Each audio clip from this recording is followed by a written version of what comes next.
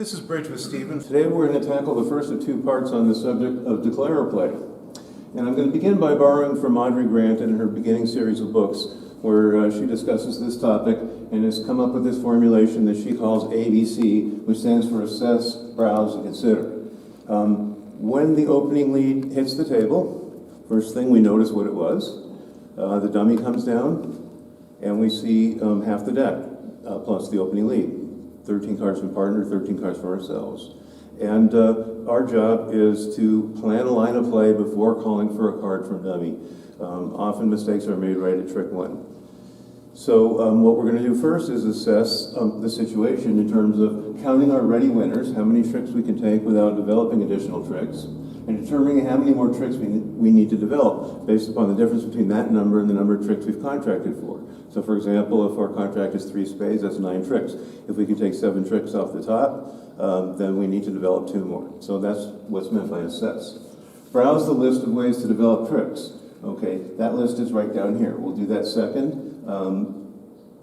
The ways of developing tricks include high card promotion. For example, if one hand has king, queen, jack, opposite 4, 3, 2, there may be, you may not be able to take any tricks right off the top. You may have to lose to the ace, but then you'll get the queen and the jack, or 2 of the honors. So this is one way of developing tricks to promote high cards. Another way is to promote small cards in long suits. Look at this suit. It's an 8-card suit with the 4 highest and the 4 lowest cards. Those 4 lowest cards are probably going to be just as valuable as those 4 highest. This is probably good for 8 tricks. So once we play the ace, king, queen, jack, if there's no remaining cards held by the defense in that suit, then the 5, 4, 3, 2 just become 4 more tricks. Here's an example that's pretty common. Maybe this is ace, king, queen, 5th, opposite 6, 5, 4. We can, if we get lucky enough to find a 3-2 break, we can set up the whole suit and just run 5 of whatever the suit is, let's say spades. On the other hand, if the suit breaks 4-1, we may have to give up a trick to cash a 4th one. And then here's one where we definitely have to lose a trick. We've got ace, king, 5th opposite a small doubleton. So the best we can hope for here is that the cards divide 3-3, that we take the ace and the king, then have to lose a trick, but then can collect 2 more. So that's small card promotion. Now finessing is another way of manufacturing tricks, and we're going to look at a lot of common patterns right now.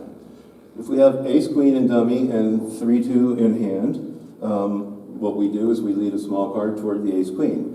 Usually finesses are done by leading toward high cards.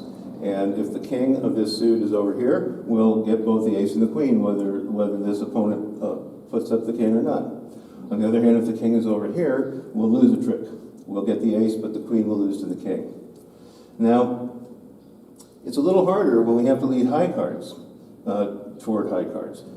In order to have a good chance of winning 2 tricks in this suit, we need to find the king over here, but we need both the queen and the jack. We can't do it with just the queen anymore. Here we had just the ace and the queen opposite the 3 and the 2, but if we had the ace and the deuce opposite, say, the queen and the 3, there's really no realistic expectation of 2 tricks in that suit. We'd really pretty much have to find a singleton king. Now let's look at these different combinations. With this holding, if the king is on our left over here, we can score all 3 tricks. We'll have to come back to hand. We'll have to lead from hand toward the ace, queen, jack, and then come back to hand and do it again. On the other hand, if the cards are arranged like this, the same 6 cards, there's not much realistic chance of getting 3 tricks here. We would expect that wherever the king is, whether it's on this side or on this side, when we lead the queen, either defender will cover or the finesse will lose. So we can expect to take 2 tricks in this suit with the same 6 cards as we had a reasonable chance of expecting to take 3 tricks with. When we have a holding like this one is a little bit tricky. There's no point in leading the queen toward the ace-jack. You're just going to, once again, either have it covered or lose the finesse to your right-hand opponent. The right way to play this suit is to lead low to the ace-jack, hope the king is over here, and hope it's king doubleton. If it is, the jack wins, the ace drops the king, and then the queen's good. There's no other realistic way of expecting to make 3 tricks here. And then with this holding, we play it altogether differently. This time we're going to lead in this direction toward the queen. We'll probably lead the ace first in the hopes of dropping a singleton king. And then we'll lead small toward the queen. And if the king is over here, great. we're going to get our queen, either now or next time. If the king's over here, not such good luck.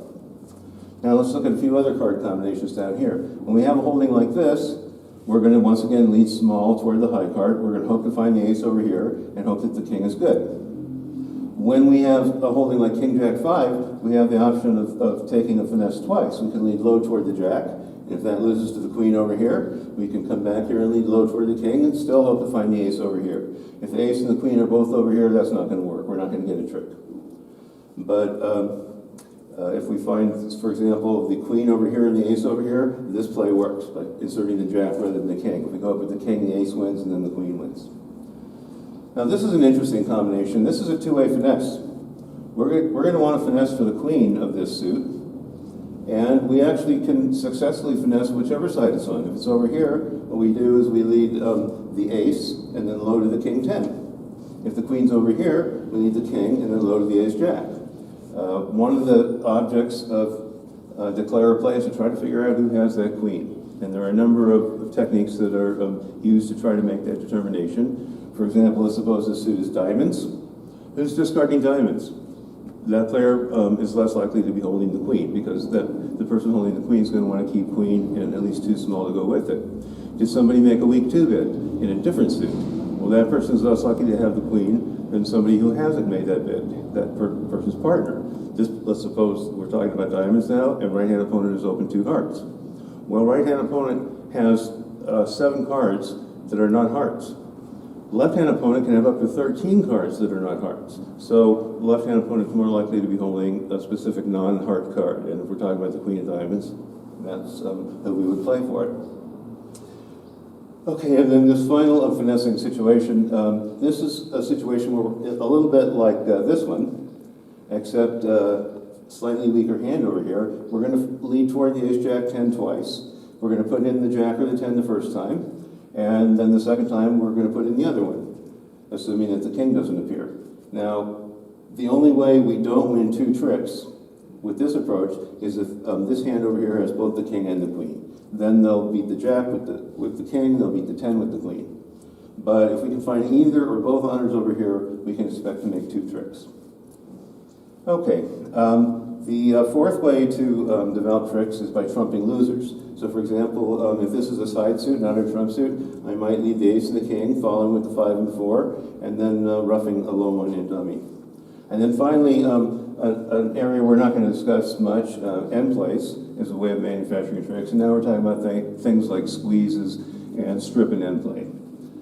Okay, so that's B. Browse this list of ways to try to develop extra tricks. And then now we'll get to C. Consider the following. Consider the bidding. Consider the opening lead. Consider which suit should be played in what order. In this case, should we pull, if we're in a trump contract, should we pull trump right away, or should we look for a quick discard or a quick rough and dummy before we finish pulling trump? Or maybe not pull trump at all if the hand is best played as a cross rough. When we have more than one line of play, which line of play offers the best chance of success? And for that, we're going to need to know some odds, and we're going to talk about odds in a minute. And then also we're going to consider entries. Suppose this is what you hold as declare, and this is in dummy, and the opening lead is in this suit. Before you just grab a card, consider which hand you would want to retain the entry in, and win the suit from the other hand. Okay, now, we briefly discussed listening to the bidding. Here are some of the opponent's bids that might be of interest to us. If one of the opponents has bid one no trump, that's where the largest concentration of strength by the defenders lies. So you're obviously going to play that hand for any high cards that you need to make a decision about. Suppose one of the opponents has made a takeout double. Well, that's going to tell you a little something, again, about concentration of strength in that hand, and also distribution. You might get a bad trump break. So, for example, if your suit is one spade, your suit is spades, and you open a spade, and this hand doubles, and partner bids 2 spades, or maybe you get to 4 spades, you can expect this hand to be short. And if you're playing in a 4-4 fit, you just might find a 4-1 break. This takeout double might alert you to that. I mentioned if somebody makes a weak 2 bid, that tells us 6 of the 13 cards in their hand. Not the spots, but the suits. Also, what if somebody passes? Can that be meaningful? Of course it can. If the bidding goes 1 diamond, pass, pass, and we eventually get the contract, I know this hand is very weak. It couldn't raise a diamond. So those are all clues, inferences from the bidding. Now here's a topic called avoiding the dangerous hand. Let's call this spades and hearts in dummy, and this is spades and hearts in hand. We're going to be taking a heart finesse, and it's a two-way finesse. And we can finesse either way. If we don't have any clues as to which way to go, how shall we finesse? Well, what we're going to do is we're going to take the king and finesse toward the ace-jack. Why? Because if it loses to this hand. And if this hand is on lead, this king-9 is a stopper.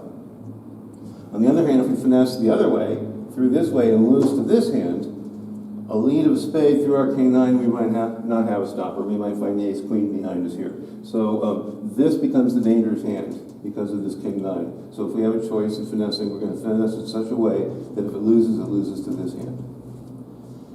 Now, let's talk about unblocking suits. When you have a suit like this, ace-queen, jack, 3-2, opposite king-4, the customary way to play it is to win the first trick in the short piece. So you would lead low to the king and then back to the ace-queen-jack. And that way you'd have the best chance of running the suit without having to use any side suit entries. Here's another example. King-jack, 10-3, opposite queen-deuce. You're probably going to want to win this one in this hand. Assuming you can win it, you're going to lead low to the queen. And if that doesn't knock out the ace, you're going to lead the deuce back to the king-jack 10 and just continue. Okay.